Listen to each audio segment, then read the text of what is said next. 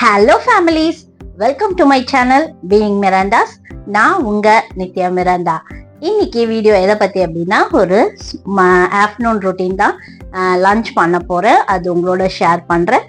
அதே மாதிரி என்னெல்லாம் ஆக்டிவிட்டிஸ் நான் பண்றேன் அப்படின்னு சொல்றது உங்களுக்கு நான் காட்டுறேன். வாங்க வீடியோக்குள்ள போலாம். 1/4 கிலோ சிக்கன் எடுத்துருக்கேன். நீங்கள் போன்லேயும் செய்யலாம், போன்லெஸ்லேயும் செய்யலாம். இது என்ன ரெசிபி அப்படின்னா, காஞ்ச வெந்தயம் வச்சு ஒரு சிக்கன் கிரேவி மாதிரி பண்ண போகிறேன். கஸ்தூரி மேத்தி சிக்கன், ஓகேங்களா? வெந்தய சிக்கனும் யூஸ் பண்ணால், நீங்கள் பச்சை ஃப்ரெஷ் வெந்தயம் இருந்தாலும் யூஸ் பண்ணிக்கலாம். நான் இன்னைக்கு காஞ்ச வெந்தய கீரை தான் யூஸ் பண்ண போகிறேன். அதுக்கு 1/4 கிலோ சிக்கன் எடுத்திருக்கேன். இதுக்கு ஒரு நம்ம மிக்ஸ்சர் ரெடி பண்ணிக்கலாம், சரிங்களா? ஃபஸ்ட்டு ஒரு மசாலா பேஸ்ட் ரெடி பண்ணிக்கலாம். அதுக்கு நான் ஒரு கப்பில் ஒரு ஸ்பூன், ஒரு டீஸ்பூன் இஞ்சி பூண்டு பேஸ்ட் எடுத்திருக்கேன். நான் எப்போதுமே நான்வெஜ்க்குலாம் இஞ்சி பூண்டு பேஸ்ட் அதிகமாக தான் யூஸ் பண்ணுவேன். நீங்கள் உங்களுக்கு அந்த ஸ்மெல் அதிகம் வேண்டாம் அப்படின்னா கொஞ்சம் கம்மி கூட பண்ணிக்கலாம். இஞ்சி பூண்டு பேஸ்ட்டு, அதுக்கப்புறம் ஒரு ஸ்பூன் தயிர்,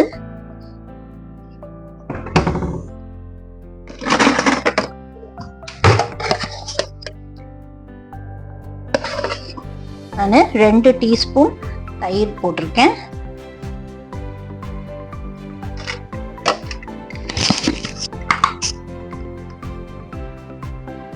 இதுக்கு காரமே ரெட் சில்லி பவுடர் தான். ஸோ நான் ஒரு full teaspoon red chilli powder போட்டிருக்கேன். கலருக்காக நான் காஷ்மீரி சில்லி பவுடரும் சேர்க்குறேன்.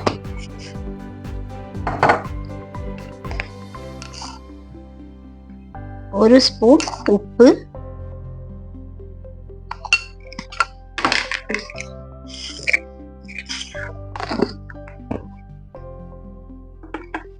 இதெல்லாம் நம்ம நல்லா மிக்ஸ் பண்ணிடலாம் இந்த பேஸ்ட்டை.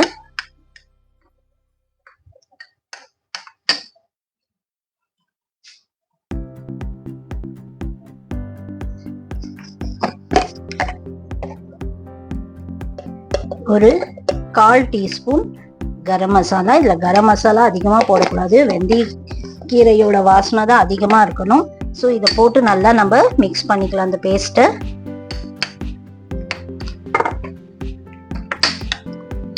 ஈவனாக மிக்ஸ் ஆனது இந்த மசாலா, அப்போ தான் சிக்கனோட போய் எல்லாமே கரெக்டாக மிக்ஸ் ஆகும். ஸோ இந்த பேஸ்ட்டை நம்ம இந்த சிக்கனில் சேர்த்துடலாம்.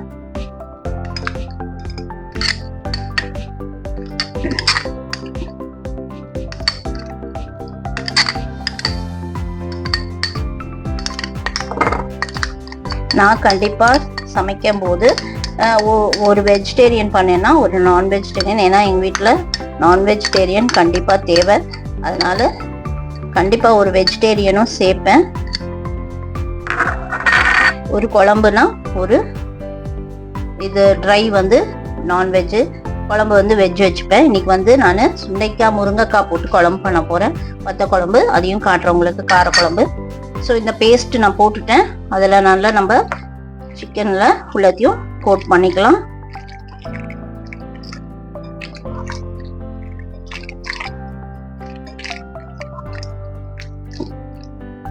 இப்போ நான் ஒரு மீடியம் சைஸ் வெங்காயமும் மீடியம் சைஸ் தக்காளியும் வச்சிருக்கேன், அதுவும் இதில் ஆட் பண்றேன்.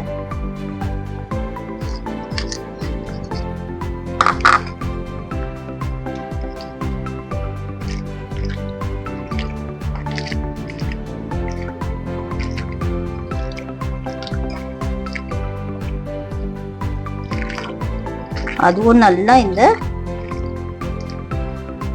சிக்கன்ல கோட் ஆகணும்.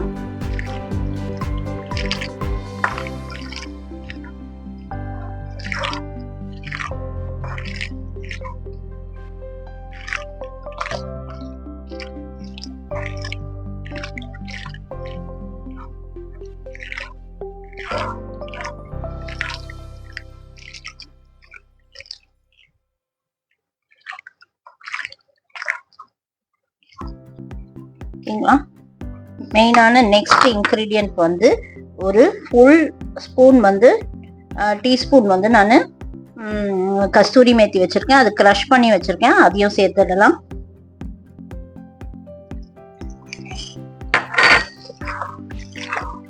அதுவும் இதோட கோட் பண்ணிடலாம்.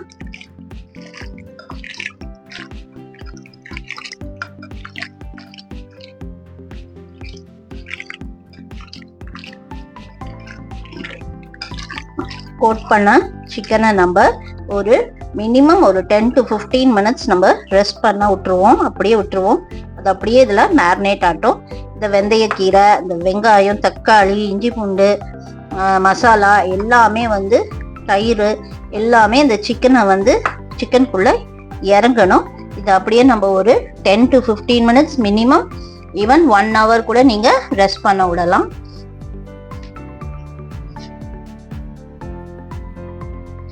பார்த்தீங்கன்னா சிக்கனை விரவியாச்சு. நான் இதை ஒரு 15 மினிட்ஸ் ரெஸ்ட் பண்ண விட போகிறேன்.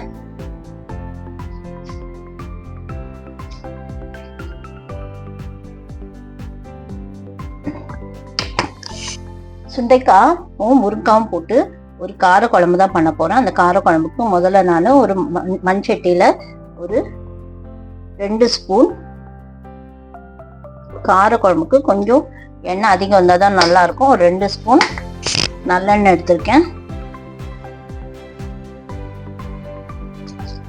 ஒரு சின்ன டீஸ்பூன் கடுகு,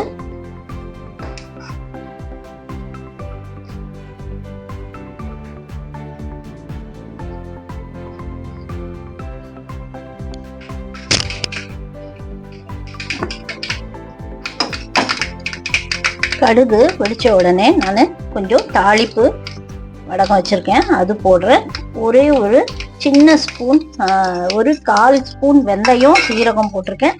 அப்புறமா ஒரு கை ஃபுல்லா சின்ன வெங்காயம், ஒரு கொத்து கருவேப்பிலை, அப்புறம் வந்து பூண்டு, அதையும் போட்டு நல்லா வதக்கிடலாம்.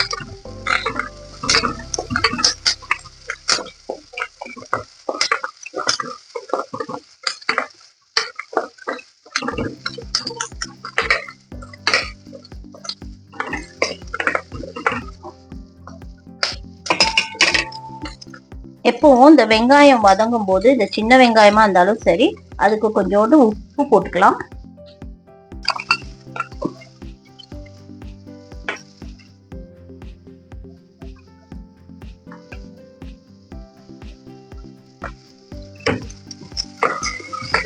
வெங்காயம் நல்லா வதங்கிடுச்சு, சின்ன வெங்காயம். அதுல நானே இப்போ வச்சிருந்த முருங்கைக்காவும் சுண்டைக்காவும் போட்டு வதக்க போறேன். நல்லா கழுவி வச்சதுதான், அதையும் போட்டு நல்லா வதக்கிடலாம்.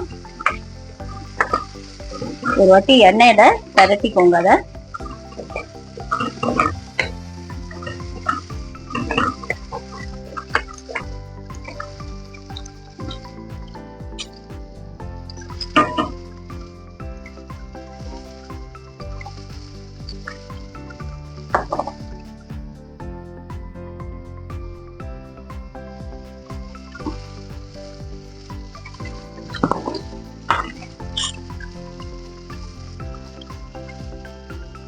இப்போ இந்த பெரட்டுன சுண்டைக்காலையும் முருங்காலையும் நான் ஒரு 2 ஸ்பூன் சாம்பார் பொடி போடுறேன்.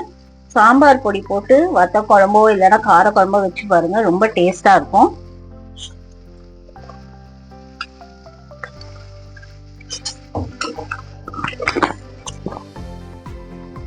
அது அப்படியே எண்ணெயில பெரட்டிக்கலாம்.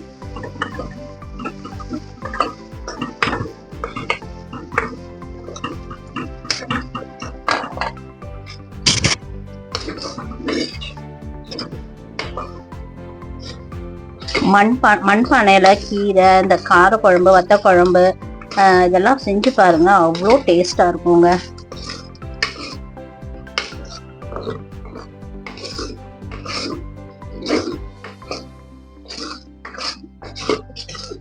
மண்பானைலாம் மெயின்டெனன்ஸ் ரொம்ப கம்மி, ஒண்ணுமே பிரச்சனை இல்லை. நீங்க எண்ணெய்லாம் தடவி வைக்கணும்னு இல்லை. நல்லா காயறதுக்கு முன்னாடி பாத்திரத்தை ரொம்ப காய விடக்கூடாதுங்க, அவ்வளவுதாங்க. அடுப்புல வச்சு ரொம்ப நேரம் காய வைக்காதீங்க. எண்ணெய் ஏதாவது ஊத்தி வச்சிருங்க. அண்ட் ஹீட் வந்து ரொம்ப கொடுக்காதீங்க, ஸ்லோலியே வச்சு குக் பண்ணுங்க. அப்போ மண்பானையில் நல்ல ஹீட்டு பிடிக்கும். அதனால நீங்க சிம்லேயே வச்சு சமைச்சிக்கலாம். இப்போ அந்த மசாலா நல்லா கோட் ஆயிடுச்சு. இப்போ நான் இந்த முருங்கைக்காக்கும் சுண்டைக்காக்கும் தேவையான உப்பும் போட்டுடுறேன். அது நல்லா வேகட்டும். இப்போ நான் அதுக்கு வேகிற அளவுக்கு ஒரு கிளாஸ் 2 கிளாஸ் தண்ணி ஊத்துறேன். இது நல்லா வேகட்டும், முருங்கைக்காவும் சுண்டைக்காவும். அதுக்கப்புறம் என்ன பண்றதுன்னு உங்களுக்கு நான் காட்டுறேன்.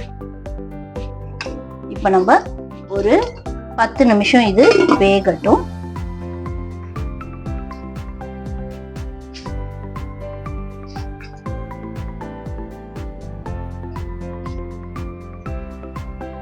இப்போ அந்த குழம்பு முருங்கைக்காவும் சுண்டைக்காவும் வேகிற நேரத்துல நான் அந்த மேத்தி சிக்கன் பண்ண போறேன். அது ரொம்ப சிம்பிள்.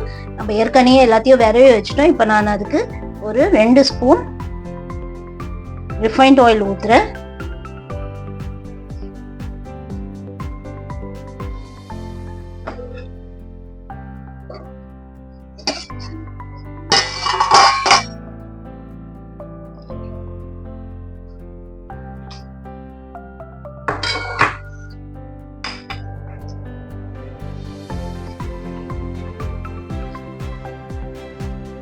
எண்ணெய் நல்லா சூடாயிடுச்சுங்க.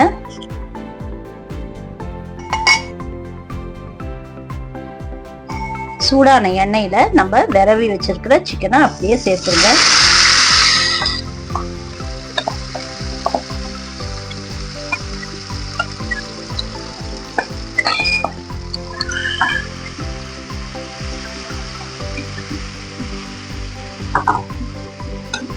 இந்த மசாலா அப்படியே இந்த சிக்கன்ல அப்படியே வரவட்டும்.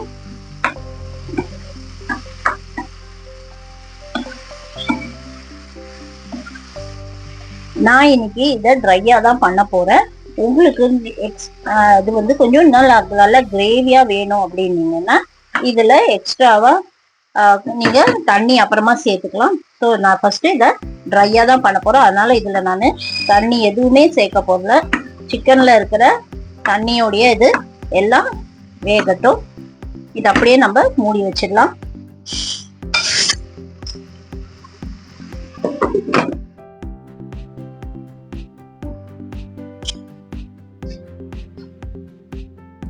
Alexa, set a second timer for 10 minutes.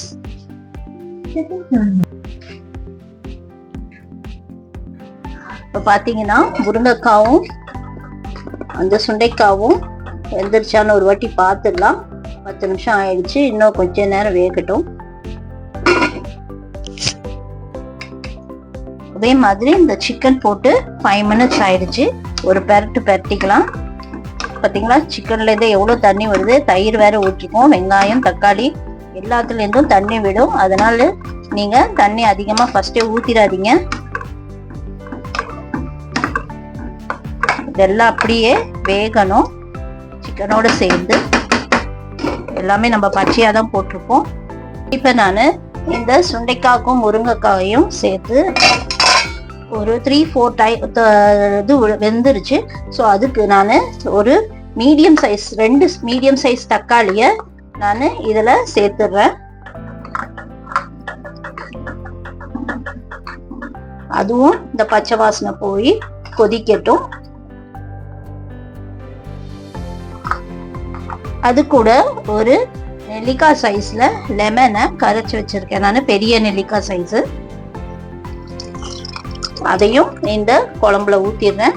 இதோட சேர்ந்து எல்லாம் நல்லா எண்ணெய் பிரிஞ்சு வரைக்கும் கொதிக்கட்டும்.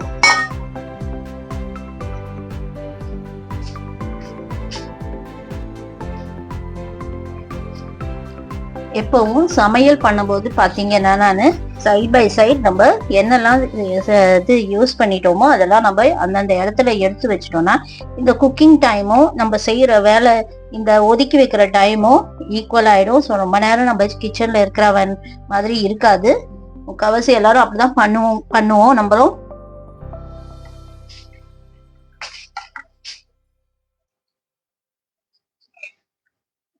10 minutes ஆயிடுச்சுங்க. நம்ம சிக்கன் எப்படி வந்திருக்குன்னு பார்ப்போம். பார்த்தீங்கன்னா சூப்பரா நல்லா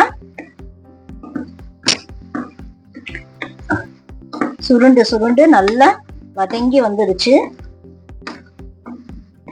இது நீங்க சப்பாத்தி ரோட்டி இது கூட எல்லாம் வச்சு சாப்பிட்டீங்கன்னா அவ்வளோ டேஸ்டா இருக்குங்க. செம்மையா இருக்கும். பூரி அது கூட வச்சு சாப்பிடலாம். ஒன்றும் இல்லைங்கண்ணா, பன் கூட வச்சு சாப்பிடலாங்க. நீங்க ஒரு டிஃப்ரெண்டான டேஸ்டா இருக்கும். பன்னை வந்து நல்லா பட்டர்ல போட்டு பாவ்பாஜி மாதிரி நீங்க டோஸ்ட் பண்ணிட்டு இந்த சிக்கனை வச்சு கொடுங்க. பிள்ளைங்க நல்லா சாப்பிடுவாங்க.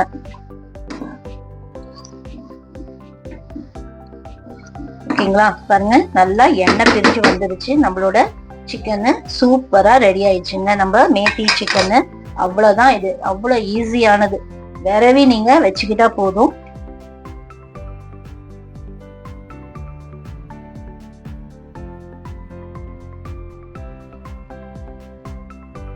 இப்போ பார்த்தீங்கன்னா வத்த குழம்பு நல்லா கொதிச்சிருச்சுங்க. இதுக்கு ஒரு சின்ன ட்ரிக் இருக்குது. அந்த வத்த குழம்புக்கு நீங்கள் எந்த புளி தக்காளி எந்த குழம்பு பண்ணாலும், தக்காளி போட்டோ புளி போட்டு குழம்பு பண்ணாலும் கொஞ்சமாக சர்க்கரை ஒரு 2 ஸ்பூன் ஆட் பண்ணுங்கள். வெல்லம் இருந்ததுன்னா பெஸ்ட்டு, வெல்லம் ஆட் பண்ணுங்கள். என்கிட்ட வெல்லம் இல்லை, அதனால தான் சர்க்கரை ஆட் பண்ணுறேன். அது வந்து இந்த புளிப்பையும் என்ஹான்ஸ் பண்ணி கொடுக்கும். டேஸ்ட் ரொம்ப பேலன்ஸ்டாக இருக்கும். நல்லா இந்த வத்த குழம்பு நல்லா கொதிச்சிருச்சு. பார்த்திங்கன்னா என்னோடய லன்ச் இன்றைக்கி ரெடி. வத்த குழம்பு, இது சிக்கனு, ரைஸு, நல்ல ஒரு காம்போ சூப்பராக இருந்துச்சு. நல்ல சுடுற சாதத்தில் அந்த காரக்குழம்பு, அப்புறம் வந்துட்டு அந்த சிக்கனு தொட்டுக்கிறதுக்கு சூப்பராக இருந்துச்சு. நல்ல மத்தியானம் நல்ல ஒரு லன்ச்சு சாப்பிட்டுட்டு ஈவினிங்காக ஒரு சின்ன ஷாப்பிங் போகலான்னு சொல்லிட்டு நானும் என் பையனும் கிளம்பினோம். இங்கே பக்கத்தில் ஒரு டே டு டே இருக்குது, அங்கே தான் போயிருந்தேன். மெயினாக பார்த்தீங்கன்னா இப்போ ஊருக்கு போயிட்டு வந்தேன் இல்லையா, அப்போ நோட் பண்ண சில திங்ஸ்லாம் வந்து கொஞ்சம் வந்து இந்த ஃப்ளவர்லாம் டேமேஜாக இருந்தது ஆல்டர்கிட்ட. சரி அதை மாற்றலாம் அப்படின்னு சொல்லிட்டு அதை பார்த்தேன் நான். எனக்கு அவ்வளோ இஷ்டமாக பிடிக்கல அந்த டைப்பு. அப்புறம் வந்துட்டு கொஞ்சம் டிஷ்யூஸ்லாம் வாங்கணும் வேண்டி இருந்தது. அதெல்லாம் வாங்கலாம் அப்படின்னு சொல்லிட்டு ஒரு ரவுண்ட் அடிச்சுட்டு இருந்தேன். இப்போ என்ன புதுசாக வந்திருக்குது, ஏதாவது நம்ம கண்ணில் படுதா அப்படின்னு சொல்லிட்டு தேடிட்டு இருந்தேன் நான். அந்த க்ளீனிங் செக்ஷன்லேயே பார்த்துட்டு இருந்தேன் எனக்கு தேவையானது. அப்புறம் பார்த்தீங்கன்னா இந்த ஊரில் வந்து இந்த அயன் இது இருக்கு இல்லையா, அந்த ஸ்டீல் ஸ்க்ரப்பரு, அது வந்து எனக்கு ரொம்ப பிடிக்க மாட்டேங்குது. எனக்கு அது வந்து ரொம்ப ரஸ்டியாகுது சீக்கிரமாக. ஸோ இங்கே இருக்கிறது கொஞ்சம் குவாலிட்டியாக இருக்கிற மாதிரி எனக்கு தோணுச்சு. அதனால் இங்கேருந்து ஒரு 2 வாங்கிட்டு போனேன். அதோட இல்லாமல் ஊருக்கு போனால் எனக்கு ஷாப்பிங் பண்ணுறதுக்கெலாம் டைமே இருக்காதுங்க. அங்கே அந்த ஃபார்ம் ஹவுஸ் போயிட்டேன்னா வீட்டு வேலை, அந்த மெயின்டெனன்ஸு, இதே சரியாக இருக்கும் எனக்கு.